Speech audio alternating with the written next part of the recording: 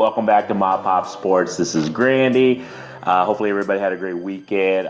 Just want to talk a little bit today, just what's kind of been on my mind. And then I actually had a few people who kind of was asking me, why didn't I open up a storefront versus doing everything online, whether on eBay, whatnot, or just doing shows, things like that, instead of opening a brick and mortar store. So everybody's situation is very, very different. My situation in regards to why I'm selling sports cards is very different from the next person. So the main reason is this is reason number one that was super huge to me, was time. So brick and mortar store, what do you normally do when you Google a brick and mortar card shop? Sports cards, you look for the hours. So that's the thing. Typically, if you're doing this full time, the card shop's open, let's just say from 10 a.m. Monday through Friday, or actually most likely it will be like Tuesday or Wednesday through Sunday, okay? So you have all those times from, let's just say 10 a.m. till when do you want to close? 8, 10 p.m.? That's a lot of time commitment to the storefront. You have to be there. You can't just if you have a brick and mortar store, you can't just open it and then say, you know what, I don't feel like working today, I'm not going to open the shop. So because your customer base is going to be like, they look at the hours, they're going to be like, we need you to be there for 12 hours a day. So commitment wise, I couldn't do that. And the reason being is it's not the amount of hours to put into it, because I think right now doing this business, I probably do way more than a 40, 50 hour week. But the thing was, I couldn't commit a full 8, 10, 12 hours a day, any given day. And the reason being is because I have family and I have to take care of my kids. Pretty much Monday through Friday, in the mornings, I gotta drop them off, pick them up from school. I have a child that's, in preschool, so they're only half day. So there you guys go. I can't spend 10, 12 hours at a day waiting for customers to come to me. So that's reason number one. I never opened up a retail store, and that's the kind of the biggest reason, because I can't commit to that. And plus, I feel like the storefront is going to do the best on the weekends, and to me, that's family time. My kids are grown up and they're getting into sports and everything, so I don't want to miss that shit. It's one of those things where I put that stuff way ahead of anything else in life. I feel like that's super important to me, not to miss any of my kids' games or practices, things like that, or just activities that they want to do. So when I was looking down, sitting down, like I just couldn't commit to that as much as I wanted to open. This is the thing. I haven't told anybody, but that was like one of my goals, one of my dreams was to open up a brick and mortar sports card store, and intertwine it with beer and alcohol, because I'm a huge beer guy. So craft beer guy, that is too. So I really want to do that, and hopefully if somebody hears this and watches this, runs with that, would be super cool to see a brick and mortar sports card store you intertwine with a craft beer, and that'd be kind of cool. That was my idea, my thoughts. I don't think I can ever make that happen. Maybe on down the road, we'll see. But the thing was, I'm just like, I just couldn't commit to it. So that was huge, number one. The second biggest thing was the overhead, guys. So if you guys look at all these brick and mortar stores, open up, close. There are very few that last very long. And the reason being is here. We'll take a look right here. I'll show you guys the cost of, let's just go with just the lease. This is not even including utilities, expenses, all that stuff. So you guys can see right here. Let's just say, because currently I live in Denver, Colorado, and I just kind of Googled it just to kind of get an idea what the cost of an average retail space runs for around the Denver, Colorado area. You can see right here, look. So Denver average cost per square foot, a retail space, is about $23.75 per square foot.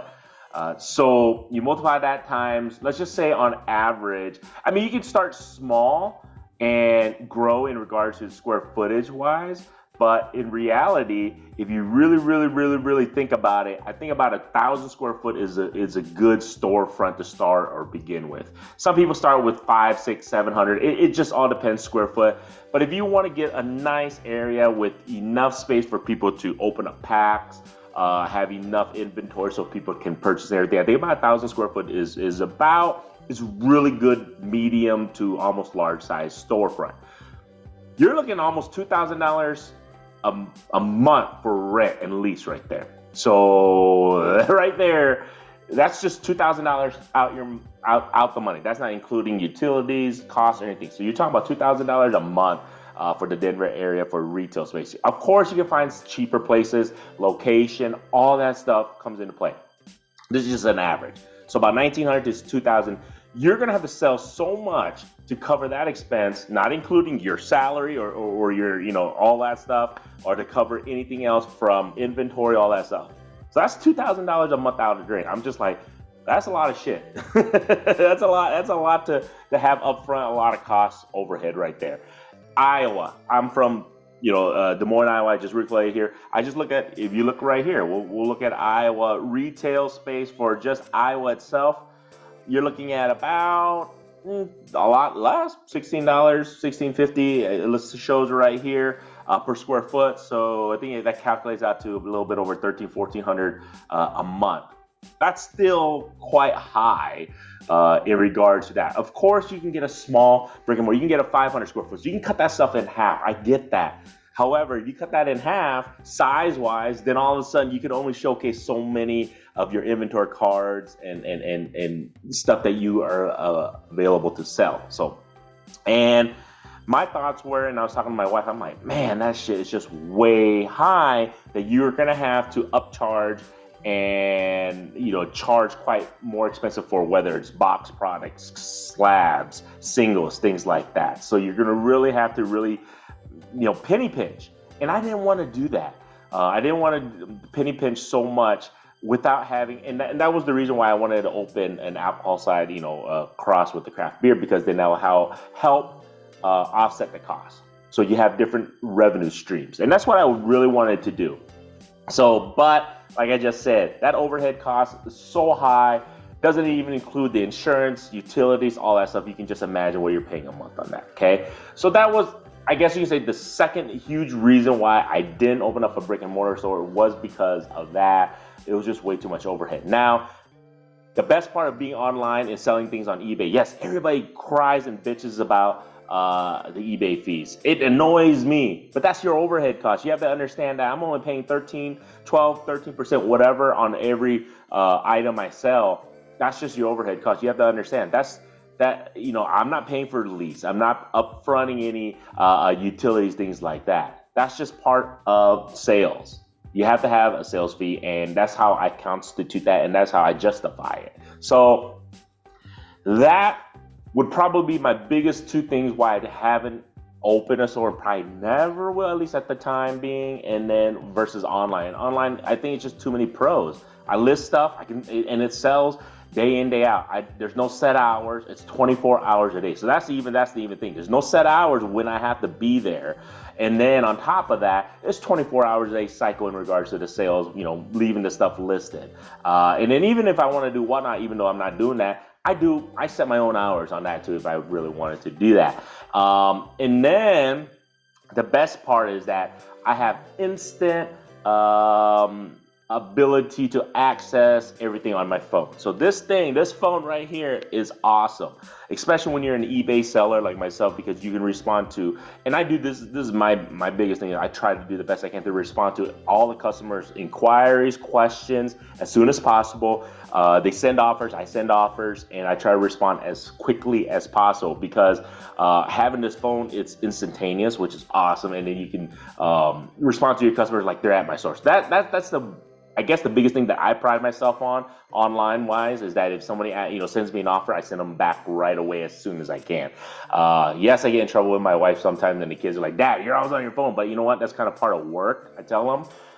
And the reason being is because if I had a storefront, they're right there, and somebody asks, "Hey, I'll give you $100 for this," that's $120. I can literally respond to them in person. No, it's 110. Deal or no deal. Same thing with eBay. I feel like if they send an offer for me for 100, I can respond back 110. Bam, done deal. So I try to make that one of my niche is that I respond as soon as possible. So, and then the only bad thing about, I guess that's the pros and cons of what I see right now. So let's go with the cons of online selling. So I feel like you lose the personal touch. Obviously, you're not face to face. If you guys have done shows before, or if you've gone to a card shop, you get that face to face interaction. You get to physically touch your cards. You don't have to wait a day or two for shipping to happen, and that's a benefit. It's one of those things where I prefer face to face. I love face to face, of course. I wish I had the opportunity to do that more, but it's just one of those things. Now, in regards to having a storefront, the best part of having a storefront is when the customer comes and buys stuff, or for the customer base, is that they instantly gratification. They get that card, they get that box, whatever wax, whatever they want instantly. They can negotiate face to face. They feel they actually have it in hand. They can touch it. They can inspect it. They can see everything about the card. So there's definitely pros to having in person, and then it's just having a place to go to, and I really wanted that place to go to for people to come to and talk sports cards. I love sports, as you know. So that's one of those things where I feel the store outbeats the online store, of course. But until my kids are grown, until I don't have those things, I don't know if I'll ever open a store. Maybe on down the road. I still would love to. I still believe that's the part of the American dream, is to have your own business. I'm truly a fan of entrepreneurship and having your own business. I really believe that. I would love to do that. I feel like I'm kind of halfway there doing this online business, but that's just kind of the nature of the beast. And I feel like this is the way the future is going to be. Everything's going to be online, at least mostly. So hopefully, like I said, on down the road, once I have a little bit more free time, we'll reconvene of ever opening up a storefront. But right now, that's the main reason why. Now, let's just talk about the current state of the sports card industry. So I've seen so many people, content creators, saying how the hobby is shit, is going to hell. Prices is, crashed. The market has crashed. All that sports cards is horrible, blah, blah, blah. And guys, keep in mind, when you guys are watching those negative videos or even positive videos, it's all content. They want clicks. They want people to watch, which is fine. It's entertainment. So I look at YouTube. You guys have to understand, YouTube content creators is entertainment purposes only. It's fun. It's also educational. I feel like, I learn a lot from sports cards from other people, other channels, and just kind of getting their thoughts and what they think. So what I currently think, remember, this is my opinion, and I don't know. This is what I see. I feel like the sports card industry is thriving. I feel like this is the thing, because remember 20 years ago, there was no such thing as YouTube. 25, 30 years ago, YouTube didn't exist. Content creation didn't exist. The only way you even knew about sports cards is if you heard about a show from a friend of a friend, by word of mouth, or advertisement on a newspaper, things like that. So there was no social media. As you can see right now, there's so much social media. Now you're bringing more light into people's interests. People's always been interested in sports since day one. They love competition. They love sports. Sports cards has, since I've started 40 plus years ago, has always been a in the market that people love and are interested in, and it's a huge hobby. Right now, having YouTube, having all these social, Instagram, having Snapchat, all that, Facebook, all those social media aspects, is just bringing it to light faster. So you have to understand that it's always been there. Now, people are saying the industry is dying, prices are crashing. In reality, prices are just coming back to normal. That's all it really is. Also, it's the time of the year right now. It's a dip. I mean, it's just once football season is like halfway through, basketball season has started already. Baseball is not even on the books. Hockey is kind of blah right now. Course cards aren't going to be at the highest peak on pricing and stuff. It will go back up. But the thing was, everybody knows, pandemic-wise, sports card phenomenon. The prices, it's just at the beginning. It's just the FOMO. People fear of missing out, and they're just buying shit for whatever, thinking that it's going to keep going up. Right now, I just think that the prices on whether singles, wax slowly coming down just to normality. Now, the industry itself, I think I've been to so many, shows and everything. I see so many kids. I see so many parents. I see so many teenagers, super old adults that are still in the industry, still loving it, still collecting, and still have an interest and still willing to spend their hard-earned money on this. So I don't see this industry going anywhere. I think it is a case that you can compare this to art. You know, the art galleries are crazy, still making lots of money doing shows and like that. Same thing with sports cards. It's just, you know, you have to understand that this is a hobby and it's still growing. But social media, having content influencers is the one that is, I think you can tell that they're just telling the whole world that this industry is going to be around still. Like I said, though, pricing wise, you just got to be careful what you spend your money on. Don't be too anxious of FOMO. So just don't be in the eyes of fear of missing out. Like right now, Victor Wembanyama, everybody's FOMOing him on his card. Same thing with Brock Purdy. They don't want to miss the hype. Their cards are very priced super high. Keep in mind, these guys haven't even won a playoff game.